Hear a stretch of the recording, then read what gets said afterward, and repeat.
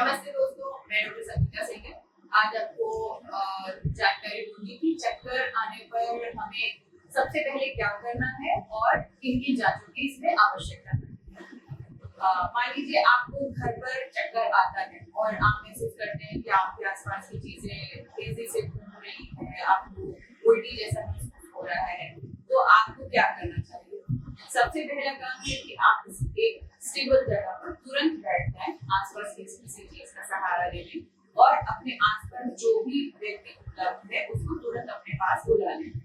फिर कोशिश करें कि थोड़ा सा मूवमेंट करें और ये जानने की कोशिश करें कि क्या चक्कर मूवमेंट से बढ़ रहा है या फिर सिर्फ वो थोड़ी देर के लिए आया और अभी नहीं आ रहा। तो अगर आपको चीजें तेजी से घूमती हुई मूवमेंट के बाद भी महसूस हो रही है तो इसका मतलब आपको मूवमेंट की वजह से चक्कर आ रहा है और ऐसे में समय है कि आप तुरंत डॉक्टर के पास जाएं।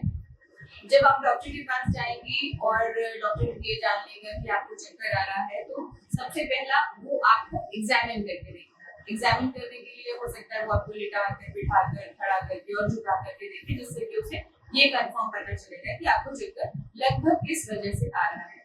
किन किन जांचों की आवश्यकता होती है इसमें?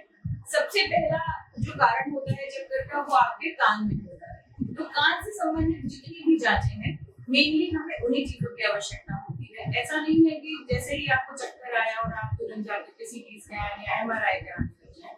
सबसे पहली जरूरत है कि एक क्लिनिकल एग्जामिनेशन, दूसरा सुनाई की जांच, और अगर डॉक्टर को ऐसा लगता है कि आपके कान पे इंटरनल ईयर में किसी तरीके की किसी गांठ या ट्यूमर की संभावना है तो हो सकता है कि वो एमआरआई भी कराए। तो सबसे इम्पोर्टेंट जांच आपके चक्कर के लिए डॉक्टर के पास जाकर अपना क्लिनिकल एग्जामिनेशन है और दूसरी सुनाई की जांच है। बाकी सभी बड़ी बड़ी या खून की जांचें ये सब ज्यादातर केसेस में किसी काम नहीं आती। Thank you.